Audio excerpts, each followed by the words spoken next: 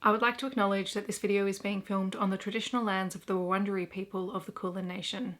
I pay my respects to their elders past and present, and extend that respect to any Aboriginal, Torres Strait Islander or First Nations people who may be watching this video today.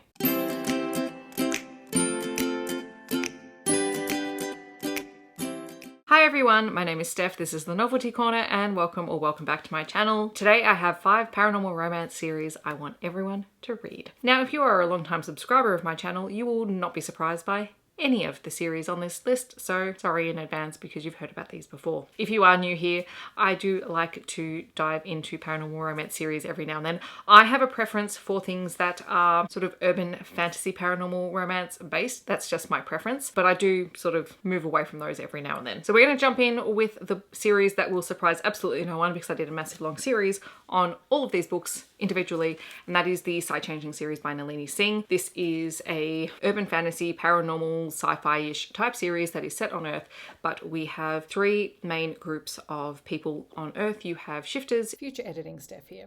I clearly mean changelings when I'm talking about shifters here, and I will only blame the fact that I cannot get those words out in the original clip because I was thinking about shifters in every other series.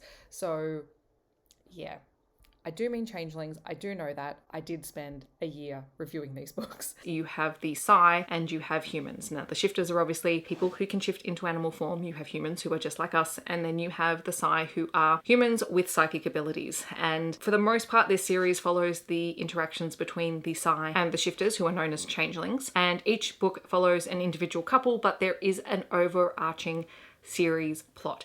There is the main series, which is the Psy-Changeling series, and then there is the second series, which is the Psy-Trinity series, which continues with similar characters. So we see a lot of the same characters popping up and a lot of the same packs popping up in both series, so it does continue on, but the Psy-Changeling books have an arc, and then the Psy-Trinity then takes that arc in a slightly different direction. There are probably 3 books in this series where you could start. You could definitely start with Slave to Sensation, which is book 1. You could read book 10, Heart of Obsidian, on its own if you wanted to, and then I would say the next best place to pick up would be Silver Silence, which is the start of the Psy-Trinity series. There are 20 novels in the series, plus 2 short story collections and a whole lot of other short stories that are not included in those short story collections.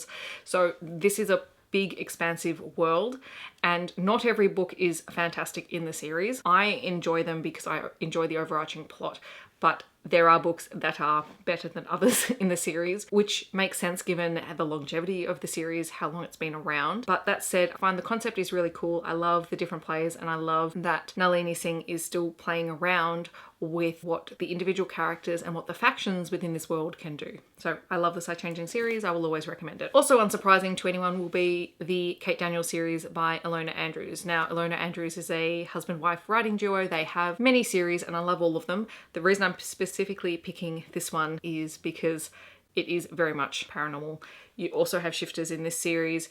You have people with magic. It is a post-apocalyptic dystopian type world where magic flows and ebbs through the world, and depending on whether magic is up or down depends on the level of magical ability of people. We follow Kate Daniels, who is a bit of a mercenary. We find out that she is the daughter of someone who has an incredible amount of magical power, and she is desperately trying to hide who she is. And then she crosses paths with Curran, who is the Beast Lord of the pack in Atlanta. And the two have a tumultuous relationship at the beginning, but then they fall for one another. And the majority of the series is them together, which is nice because quite often in paranormal series, you don't always have the same couple through the majority of the book, but because the whole series is told from Kate's perspective, we get them the whole way through.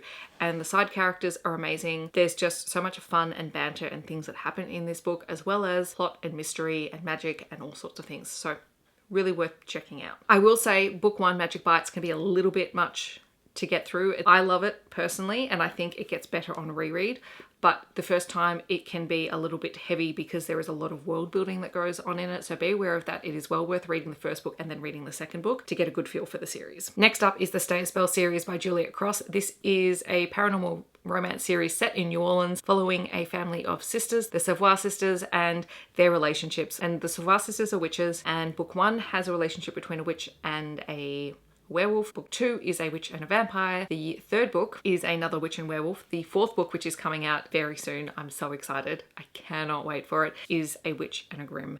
And the whole thing is just fantastic. I love the Savoy sisters. I love their relationship to one another. I love the magic in the world. I love the setting. New Orleans is just very deeply atmospheric. These covers are also really fun. So this is another really great series. I think this one is also very accessible because it is very much based in our contemporary world, just with paranormal creatures. The Green Creek series by TJ Klune is another one I would really recommend, but this is not one that I recommend without a box of tissues handy. This series is 4 books long and features romances the whole way through. It is about a family of werewolves. They're kind of werewolf royalty who return to at the small town of Green Creek. In the first book, we followed the perspective of Ox, who is a boy who moved to the town when he was younger after the Bennett pack had left. And so he doesn't know anything about them until he's in his teens and he meets the family by way of their youngest son, Joe, who sees him and just attaches himself to Ox. That's Ox's introduction to the Bennett pack. And initially, Ox doesn't know that they're shifters, and eventually he becomes part of their family and he gets to know their secrets. And this is a very slow burn,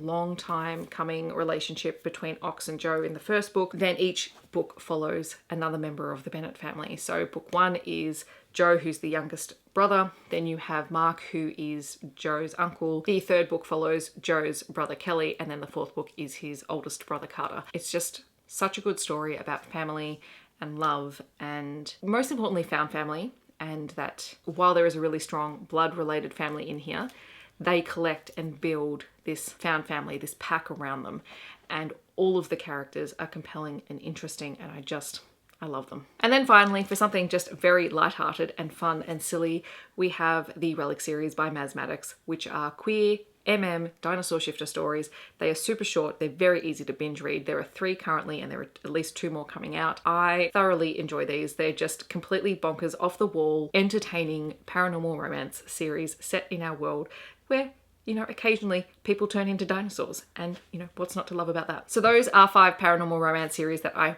want everyone to read because I think they're fun, and hopefully that gives you a nice range of sort of what I like, from the more traditionally paranormal romance series to something just completely fun and bonkers and entertaining, because I think you can run the gamut in a paranormal romance series just like you can in any sort of romance book, but these ones are really highly entertaining, for me at least. In the comments, I'd love to know your favorite paranormal romance series, the one that you think everyone should read. Obviously there are other ones that I love, so maybe there'll be a part 2 for this at some point. I hope that wherever you're in the world, you're staying safe and healthy, and I will see you in my next video. Bye everyone.